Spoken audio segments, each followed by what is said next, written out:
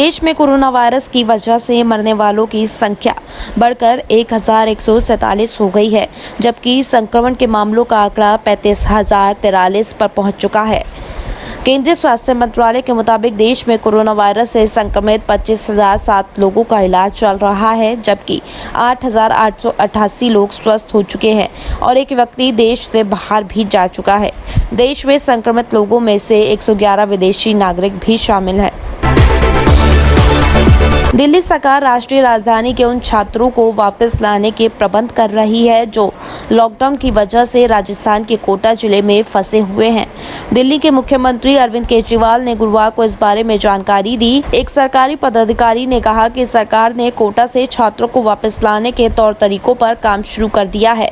साथ ही परिवहन विभाग इस उद्देश्य के लिए निजी बसें संचालकों के संपर्क में है। केजरीवाल ने ट्वीट किया है जिसमें उन्होंने लिखा कि दिल्ली सरकार कोटा में फंसे दिल्ली के छात्रों को जल्द वापस लाने के लिए प्रबंध कर रही है। दिल्ली सरकार के अधिकारी छात्रों को वहां से निकालने के मुद्दे पर अपने राजस्थान के समकक्षों के संपर्क में हैं और चर्चा कर रहे हैं।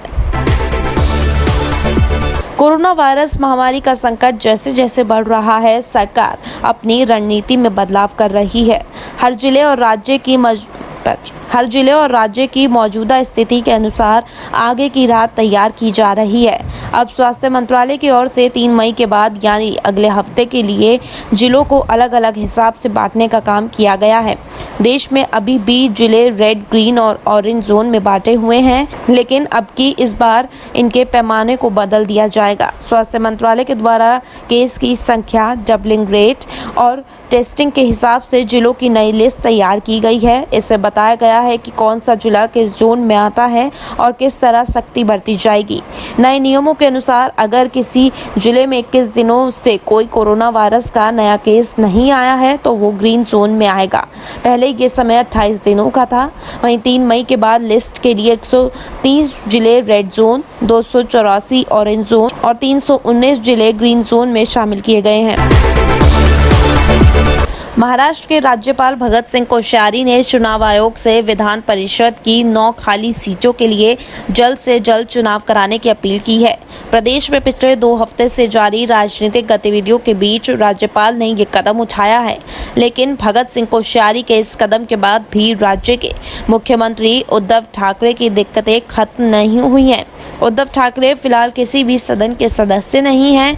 मुख्यमंत्री पद पर बने रहने के लिए उन्हें 27 मई 2020 से पहले विधान परिषद का सदस्य बनना जरूरी है।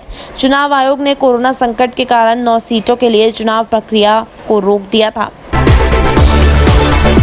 कोरोना से निपटने के लिए हरियाणा सरकार ने एक और कदम उठाया है। फरीदाबाद के बाद अब गुरुग्राम बॉर्डर को सील करने का फैसला किया गया है। आज यानी शुक्रवार सुबह 10 बजे से दिल्ली गुरुग्राम बॉर्डर को सील कर दिया गया है। सिर्फ उन लोगों को आने जाने की इजाजत होगी जिनके पास गृह मंत्रालय की ओर से जारी किया हुआ पास होगा। गुरुग्राम के जिलाधिकारी और उपायुक्त की ओर से जारी आदेशों में कहा गया है कि कोरोना वायरस के प्रसार को रोकने के लिए जनहित में ऐसे उपाय किए जाने अनिवार्य हैं। इससे बॉर्डर के आर पार लोगों का आना जाना कम होगा। इसके लिए जरूरी है कि जो जहां काम करता है वो वहीं रहे।